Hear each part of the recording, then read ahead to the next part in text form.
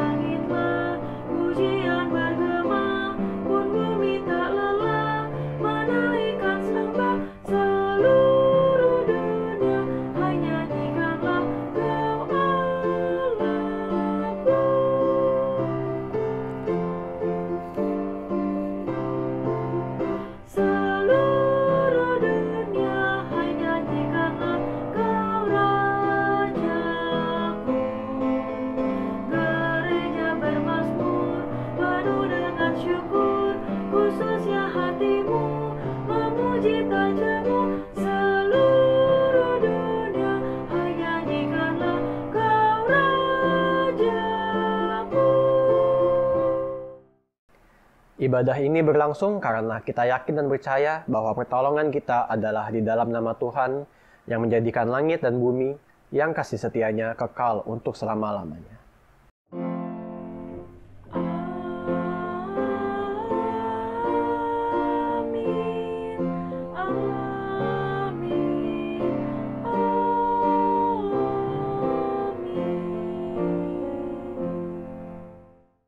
Salam sejahtera bagi saudara yang datang dalam nama Tuhan, Tuhan beserta saudara. Teman-teman pemuda, kalian tentu sudah pernah mendengar ucapan yang jauh jadi dekat, yang dekat jadi jauh. Apakah hal itu pernah terjadi di tengah-tengah keluarga teman-teman, atau bahkan sedang terjadi sekarang saat ini? Seringkali rumah kita tidak menjadi home sweet home, namun hanya sebagai sekedar tempat singgah saja. Sementara kita setelah lelah seharian beraktivitas di luar rumah, entah kita bekerja atau kita berkuliah. Walaupun kita dekat secara fisik, namun masing-masing asik dengan kesibukannya sendiri-sendiri. Masing-masing asik dengan gadgetnya masing-masing. Dalam seri bulan keluarga kita pada hari ini, melalui judul tema Serving Family, kita akan belajar bahwa kita terpanggil untuk saling melayani anggota keluarga kita dengan kasih. Melalui pendeta Gloria Tesalonika, kita mau diajak untuk menunjukkan kasih Yesus melalui pelayanan, baik itu dalam perkataan, perhatian, maupun tindakan nyata untuk keluarga kita. Ayat pembuka kita pada pagi hari ini diambil dari 1 Petrus 4 ayat yang ke-10. Layanilah seorang akan yang lain, sesuai dengan karunia yang telah diperoleh tiap-tiap orang sebagai pengurus yang baik dari kasih karunia Allah.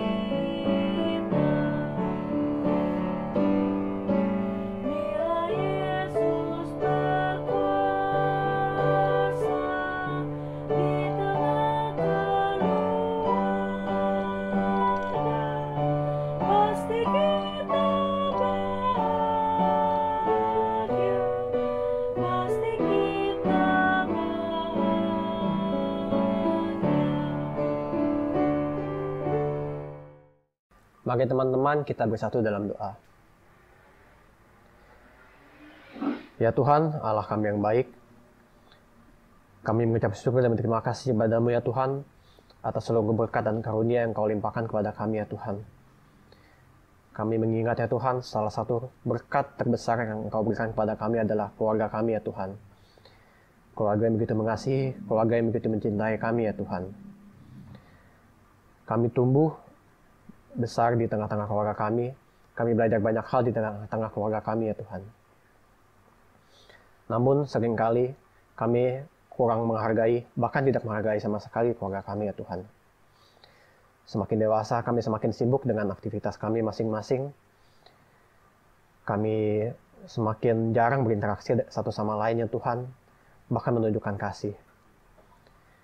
Kami tinggal di dalam rumah yang sama, namun seakan-akan kami tinggal di dalam dunia kami masing-masing ya Tuhan. Ya Tuhan, ampunilah dosa dan kesalahan kami ya Tuhan. Kami mengakui kerentanan kami dan kelemahan kami ya Tuhan sebagai pemuda-Mu. Kami memohon ya Tuhan, ajarilah kami ya Tuhan bagaimana agar kami dapat mengasihi keluarga kami dengan lebih ya Tuhan. Kami mau belajar untuk menghargai karunia-Mu itu yang telah Engkau berikan kepada kami. Kami mau belajar untuk menunjukkan kasih kepada keluarga kami ya Tuhan. Terima kasih ya Tuhan, inilah doa pengakuan dosa kami. Doa yang jauh dari sempurna, yang kami panjatkan atas satu nama, Tuhan kami Yesus Kristus. Amin.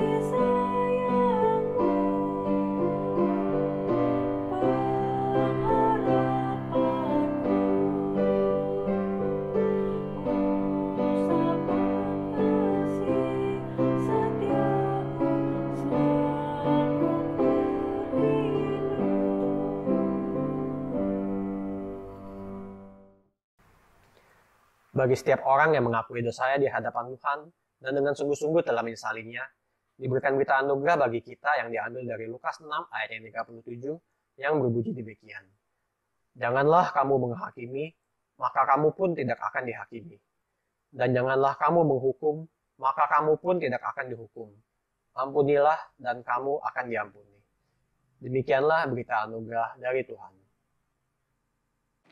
Mari kita menyatukan hati, menaikkan doa sebelum kita membaca dan merenungkan firman Tuhan. Mari kita berdoa. Bapa yang ada di surga, sungguh kami bersyukur kami boleh kembali beribadah secara online pada hari ini. Kami masih berada dalam rangkaian bulan keluarga, dan pada hari ini kami mau belajar arti menjadi keluarga yang saling melayani, seperti yang sudah Kristus teladankan dalam kehidupan kami. Karena itu ketika sebentar kami akan membaca dan merenungkan firman Tuhan, kami memohon pimpinan Roh Kudus menolong setiap kami. Baik hamba-Mu yang Tuhan pakai untuk menyampaikan perenungan firman, dalam segala keterbatasan Tuhan memperlengkapi. Dan bagi setiap kami teman-teman muda yang mendengarkan firman Tuhan di rumah kami masing-masing. Biarlah berita firman yang kami dengar sungguh meneguhkan keberadaan kami sebagai keluarga untuk terus menjadi berkat seperti yang Engkau kehendaki dalam hidup kami. Ya Allah, bersabdalah, kami siap untuk mendengarkannya. Dalam nama Tuhan kami Yesus Kristus, Sang Firman yang hidup, kami telah berdoa. Amin.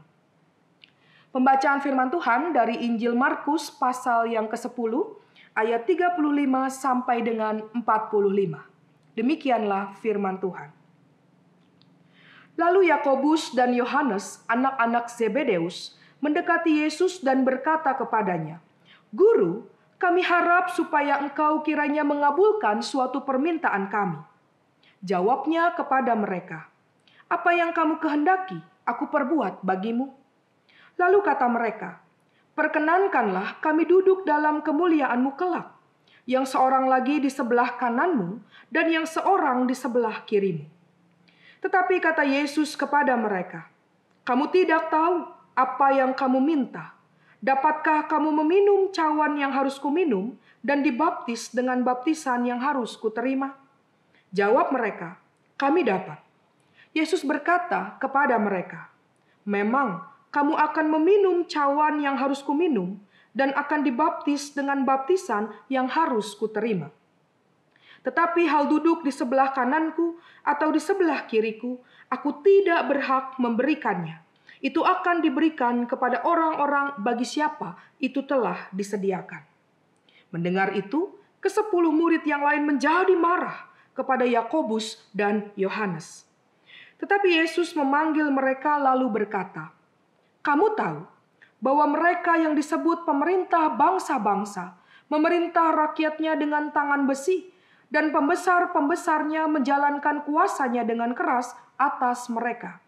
Tidaklah demikian di antara kamu. Barang siapa ingin menjadi besar di antara kamu, hendaklah ia menjadi pelayanmu. Dan barang siapa ingin menjadi yang terkemuka di antara kamu, hendaklah ia menjadi hamba untuk semuanya. Karena Anak Manusia juga datang bukan untuk dilayani, melainkan untuk melayani dan untuk memberikan nyawanya menjadi tebusan bagi banyak orang." Demikianlah Injil Tuhan Yesus Kristus. Berbahagialah setiap mereka yang mendengarkan firman Allah dan memelihara dalam kehidupannya setiap hari. Haleluya.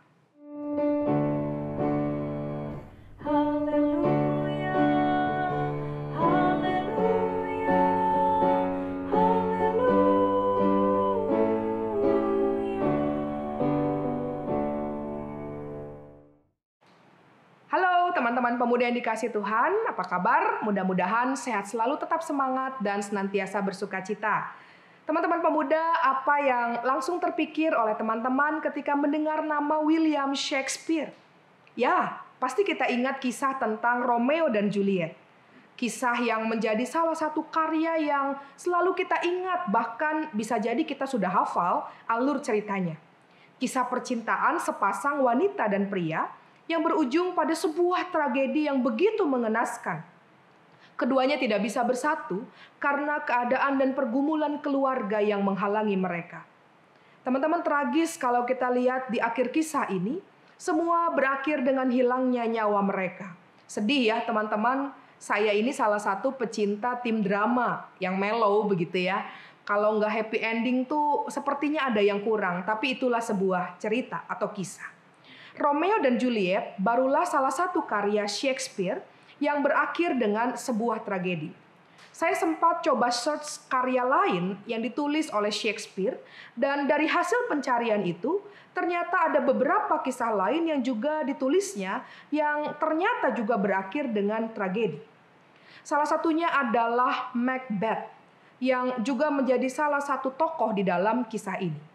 Kisah yang ditulis tahun 1606 terjadi di masa Ratu Elizabeth I memimpin di Inggris Raya.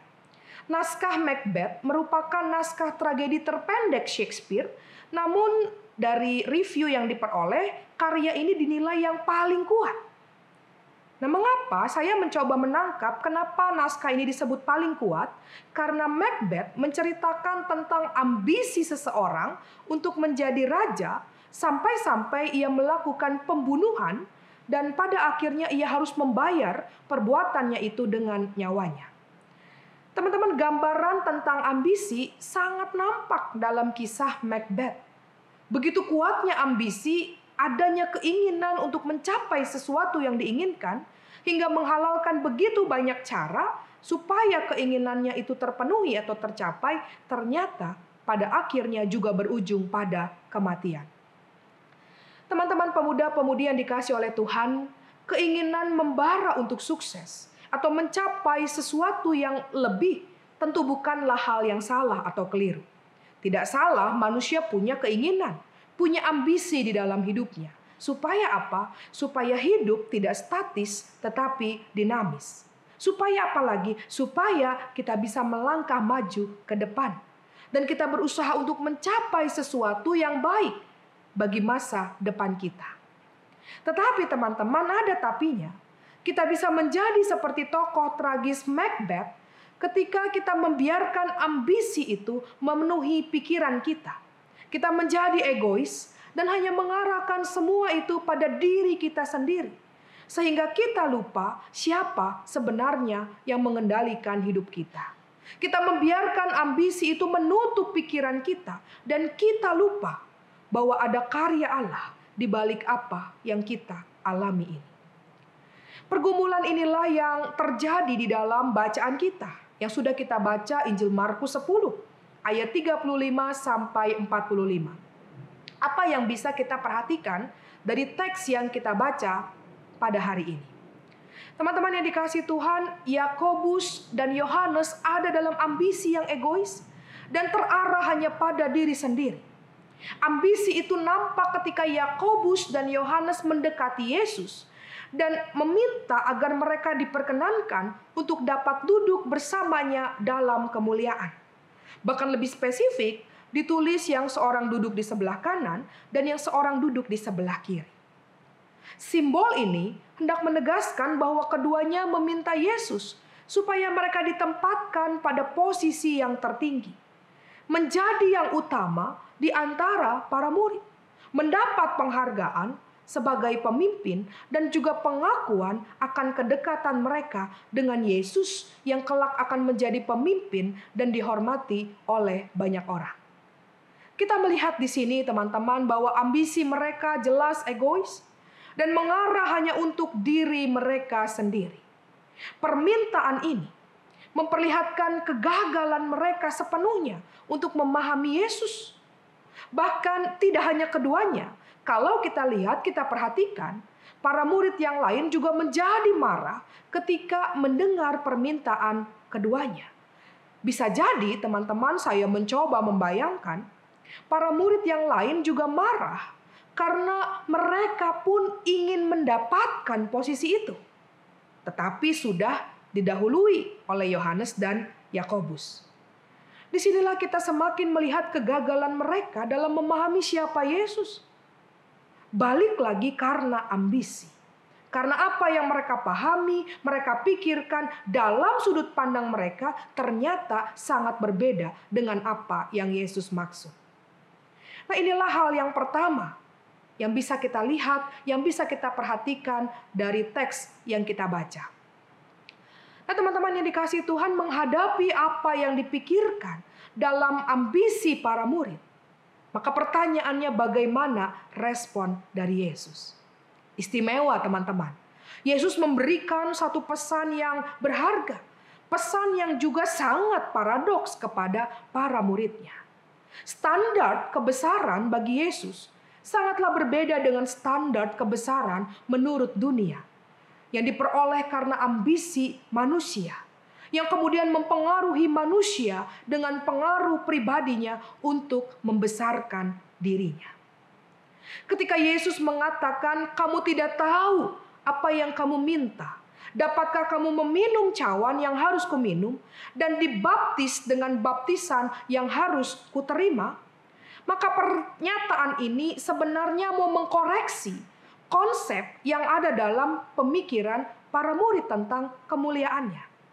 Nah, apa yang dikoreksi di sini, teman-teman? Yesus mengkoreksi konsep Mesias yang dipahami oleh para murid Yesus. Para murid memahami Yesus dalam artian hanya politik. Yesus akan datang seperti raja yang gagah perkasa, yang kemudian nanti akan dapat mengalahkan musuh Israel. Tapi tidak demikian dengan Yesus. Mesias dalam diri Yesus justru adalah Mesias yang menderita. Dan kalau kita perhatikan teks ini, sebenarnya peristiwa ini terjadi tidak jauh sebelum Yesus mengatakan anak manusia akan diserahkan kepada imam-imam kepala, ahli-ahli Taurat. Ia akan mengalami penderitaan, disesat, dibunuh, disalibkan, dan pada akhirnya mati. Lalu kemudian sesudah 3 hari ia akan bangkit kembali. Ada di ayat 32 sampai 34. Lalu apalagi konsep yang juga dikoreksi adalah pemahaman mereka ketika Yesus dipahami sebagai Mesias politik. Maka konsep menjadi murid Yesus sama dengan menjadi penguasa politik yang kelak akan mendampingi Kristus berkuasa. Bahkan Yesus kemudian mengajar mereka akan panggilan seorang murid. Bukan untuk dilayani, melainkan untuk melayani. Yesus membandingkan gambaran penguasa pada masa itu dengan gambaran dirinya yang datang untuk melayani. Karena itu kalau kita lihat Markus 10 ayat 42 dan seterusnya, ditegaskan jelas.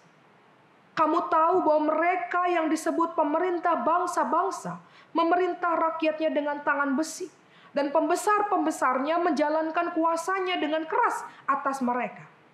Tidaklah demikian di antara kamu. Barang siapa ingin menjadi besar di antara kamu, hendaklah ia menjadi pelayanmu. Dan barang siapa ingin menjadi yang terkemuka di antara kamu, hendaklah ia menjadi hamba untuk semuanya ini. Teman-teman, pesan Yesus paradoks. Ingin menjadi besar, ia harus menjadi pelayan. Ingin menjadi yang terkemuka, ia harus siap untuk menjadi seorang hamba. Dan Yesus telah memberi keteladanan itu terlebih dahulu kepada para muridnya. Yesus hadir, dia datang untuk melayani dan memberikan yang terbaik bagi seluruh umat manusia, termasuk juga bagi saya dan teman-teman sekalian. Teman-teman pemuda yang dikasihi Tuhan, pesan dan pengajaran Yesus menjadi perenungan buat kita hari ini. Panggilan untuk bisa merendahkan diri, mau melayani sesama, seperti Kristus yang sudah memberi keteladanan itu kepada kita, ini yang bisa kita refleksikan. Kita renungkan pada hari ini. Terkhusus juga dalam rangkaian bulan keluarga yang kita maknai pada bulan Oktober ini. Tema kita hari ini Serving Family. Tema ini mengajak kita, saya dan teman-teman muda, untuk belajar menjadi keluarga yang mau saling melayani di dalam kasih Tuhan. Nah, lalu yang menjadi pertanyaannya kira-kira bagaimana sih kita merendahkan diri dan mau melayani itu, dan kita menyatakannya di dalam keluarga kita. Teman-teman, dari firman Tuhan sederhana tetapi sangat penting kita belajar. Mari kita mengikis ego yang hanya mementingkan atau fokus pada diri sendiri. Tapi sebaliknya mari kita membangun relasi saling yang positif di dalam keluarga kita. Kita belajar, mari kita peduli. Kita memperhatikan, mengasihi, dan melayani anggota keluarga. Dan kita mulai itu dari lingkungan terdekat kita, dari rumah kita masing-masing. Memang kenyataannya tidak mudah, teman-teman. Terkadang bisa jadi kita sibuk dengan urusan kita sendiri. Kita ini kan masih anak-anak muda yang bekerja, begitu ya. Kita sibuk kerja. Pekerjaan bisa jadi nomor 1 bagi kita. Dan harus dengan jujur. Kita kemudian bisa mengabaikan orang lain. Termasuk juga anggota keluarga yang ada bersama dengan kita. Kita lupa, teman-teman. Orang tua sedang ada dalam pergumulannya.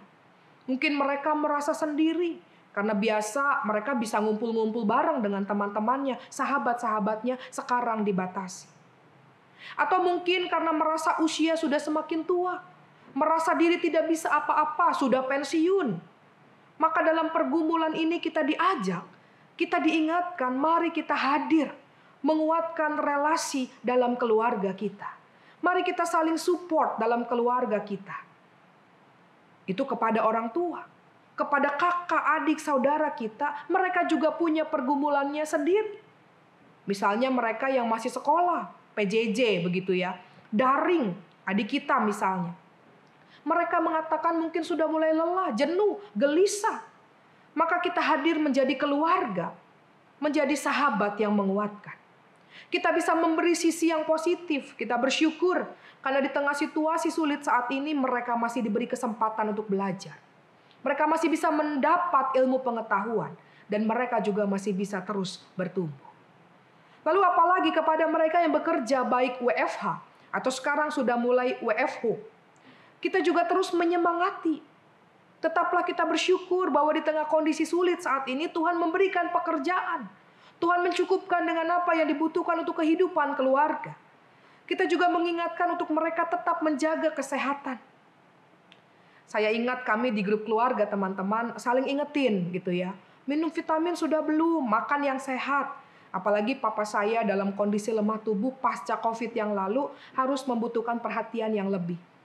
Hal ini mungkin terdengar begitu simpel, tapi ini sangat penting dan juga membawa dampak.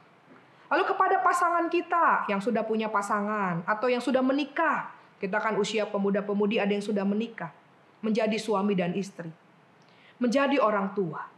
Maka mengikis ego sangat nampak ketika kita belajar saling memahami satu dengan yang lain.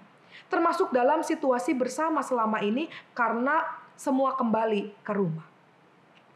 Seorang pendeta yang fokus pada dunia konseling keluarga, satu kali saya pernah mendengar dia mengatakan begini.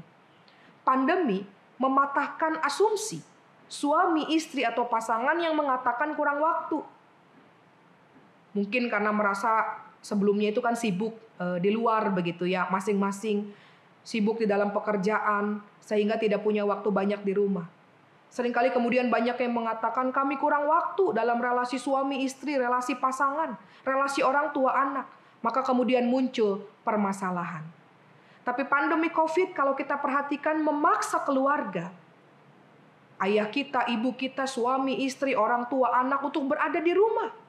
Dan saya yakin waktu bersama mestinya lebih lama. Tapi ternyata faktanya persoalan keluarga justru meningkat. Tingkat stres juga bertambah, masalah-masalah yang muncul justru timbul di tengah keluarga ketika semua berada di rumah, menghabiskan waktu bersama.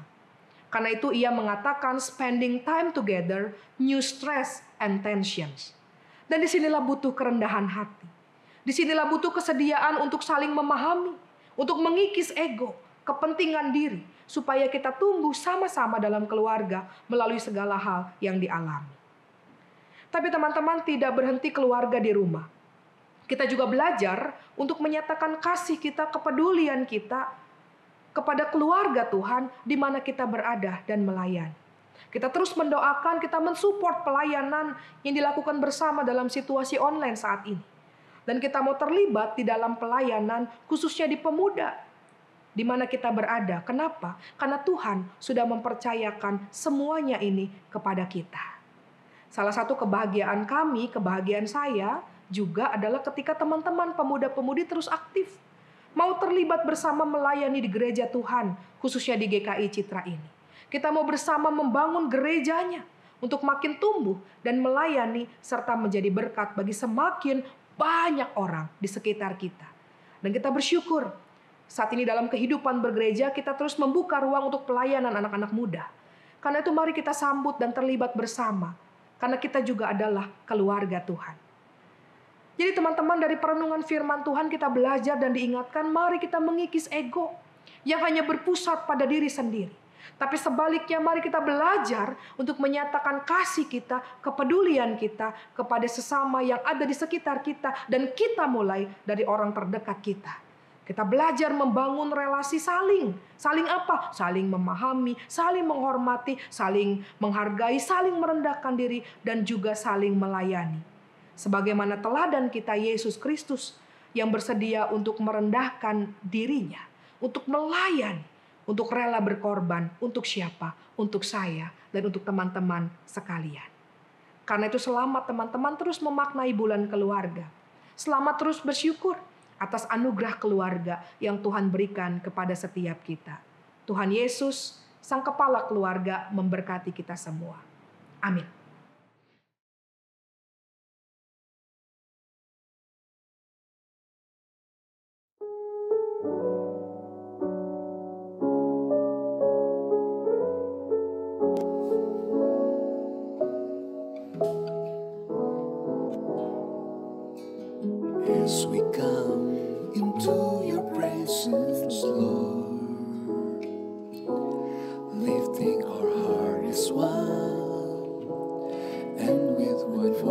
sing,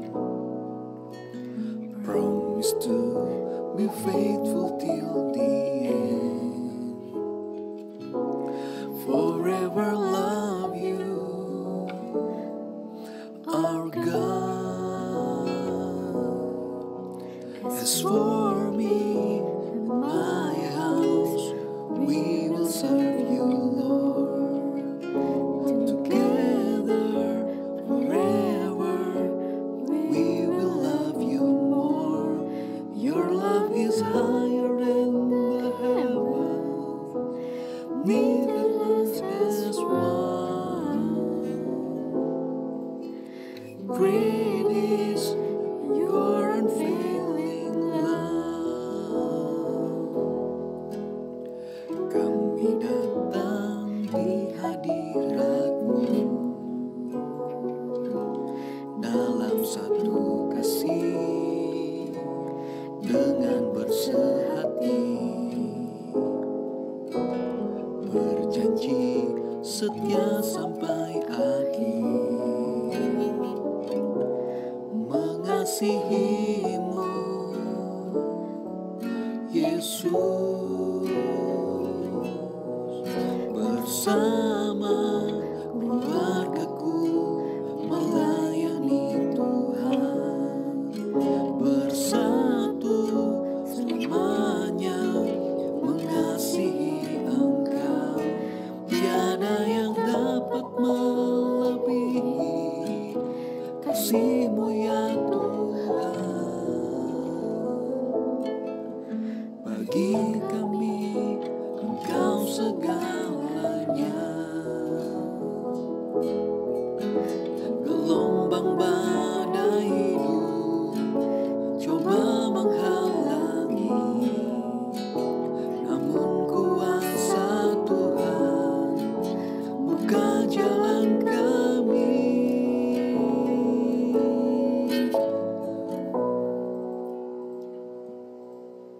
Bersama keluargaku melayani Tuhan, bersatu selamanya mengasihi Engkau. Tiada yang dapat melebihi kasih-Mu ya Tuhan. Bagi kami Engkau segalanya. Bagi kami Engkau segalanya.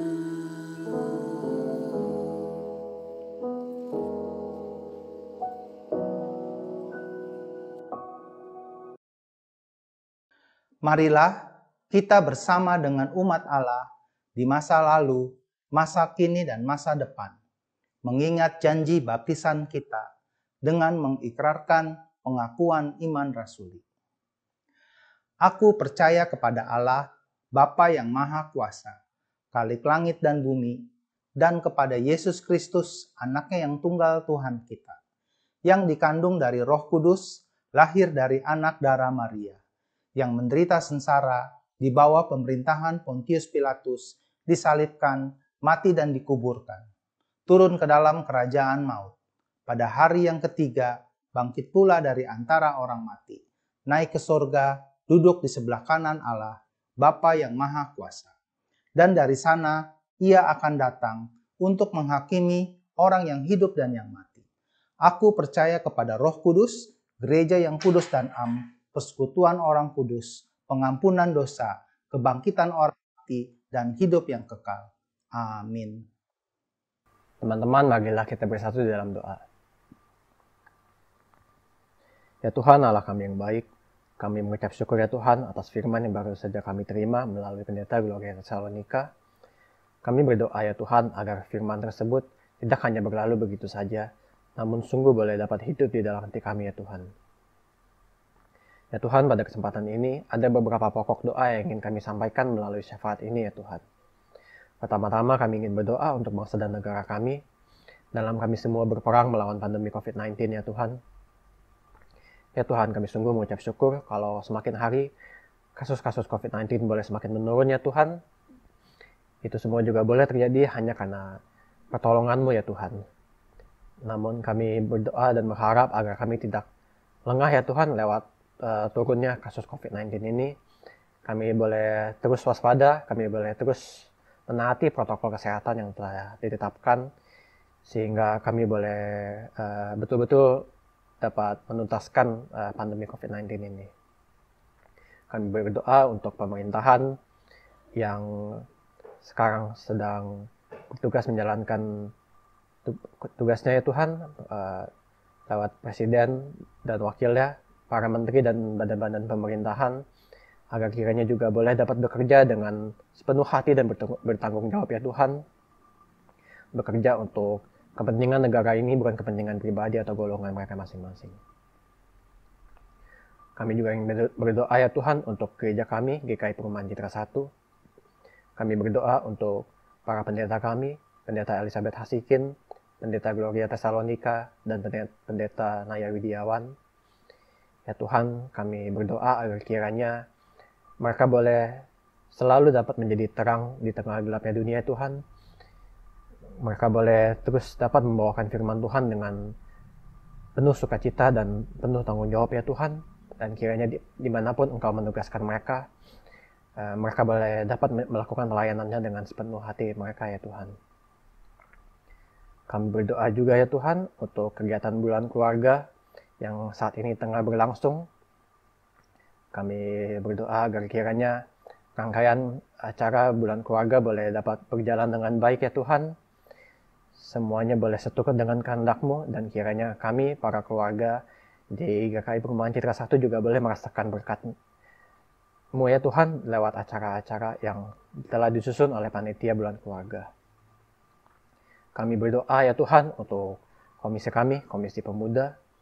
Kami berdoa untuk setiap program-program yang telah diadakan dan yang akan diadakan melalui online tentunya ya Tuhan, agar kiranya juga meskipun diadakan secara online, namun kami boleh tetap dapat merasakan manfaatnya, kami boleh tetap dapat merasakan berkat-Mu ya Tuhan lewat program-program yang dilaksanakan. Ya Tuhan, kami juga ingin berdoa untuk rencana kegiatan live streaming yang akan dilakukan oleh Komisi Pemuda. Kami berdoa untuk persiapan yang tengah kami lakukan ya Tuhan, agar kiranya kami boleh mempersiapkan segala sesuatunya dengan baik, mulai dari peralatan, perlengkapan, hingga skill-skill yang dibutuhkan ketika nantinya kami akan melakukan live streaming. Kami berdoa agar kiranya kami boleh mempersiapkan segala sesuatunya dengan baik ya Tuhan. Kami juga boleh mempersiapkan diri kami dengan baik ya Tuhan, sehingga kami boleh dapat melakukan live streaming yang baik ya Tuhan. Dan kiranya juga ketika nanti umat pemuda boleh dapat menyaksikannya, mereka juga boleh mendapatkan berkat yang sama ketika mengikuti ibadah online via Zoom ataupun via YouTube recording ya Tuhan. Kami juga ingin berdoa untuk pelaksanaan Komsel di Komisi Pemuda yang masih terus dilaksanakan ya Tuhan. Kami mengucap syukur bahwa Komsel kami juga semakin hari boleh semakin bertumbuh ya Tuhan. Kami boleh bersama-sama belajar mengenai firman-Mu.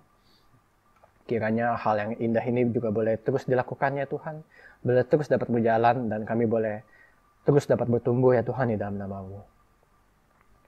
Dan pada akhirnya Tuhan, kami ingin berdoa untuk kami, para pemuda-Mu ya Tuhan di GKI Perumahan Citra 1. Kami berdoa untuk pergumulan kami masing-masing. Mungkin sebagian dari kami ada yang masih mencari pekerjaan. Mungkin sebagian dari kami masih ada yang mencari jodoh ya Tuhan. Dan pergumulan-pergumulan lainnya yang tidak dapat kami sebutkan satu persatu. Namun kami yakin dan percaya kalau kami membawa semua pergumulan kami ke dalam nama-Mu ya Tuhan, kami yakin bahwa Engkau pun juga akan menuntun kami, membantu kami dalam kami mengatasi pergumulan tersebut ya Tuhan. Ya Tuhan, inilah doa syafaat kami ya Tuhan. Masih banyak hal-hal yang ingin kami doakan, namun tidak bisa kami sebutkan satu persatu lewat doa ini. Namun kami yakin dan percaya bahwa Engkau mengetahui seluruh permasalahan kami ya Tuhan.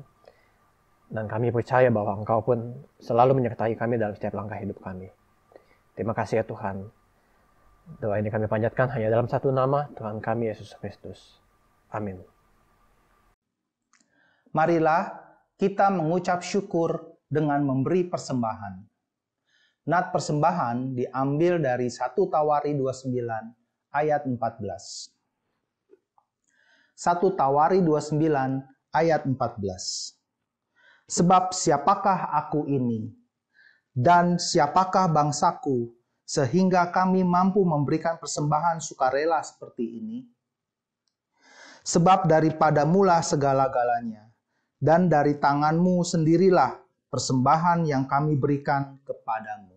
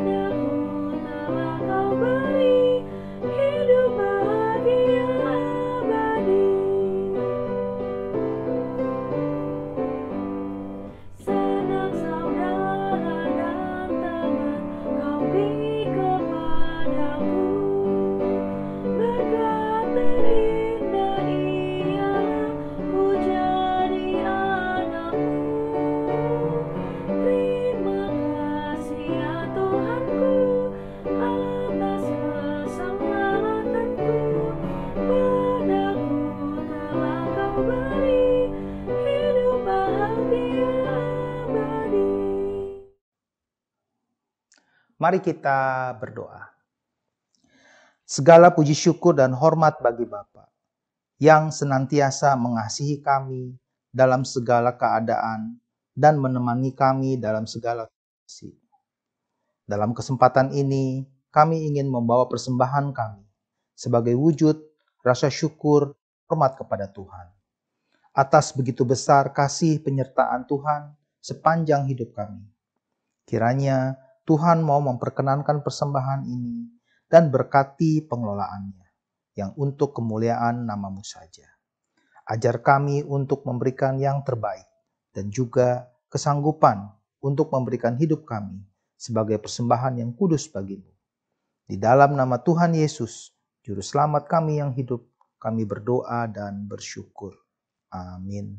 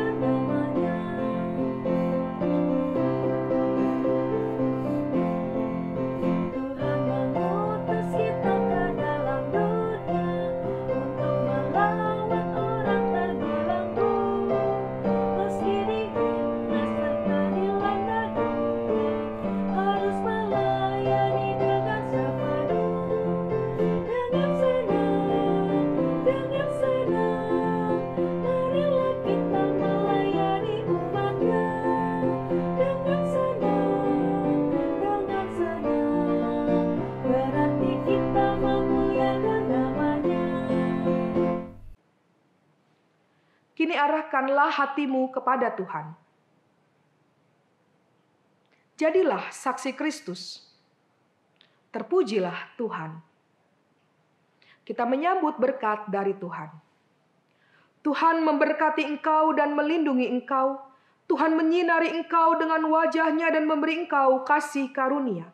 Tuhan menghadapkan wajah-Nya kepadamu dan memberi engkau damai sejahtera mulai saat ini sampai selama-lamanya. Amin.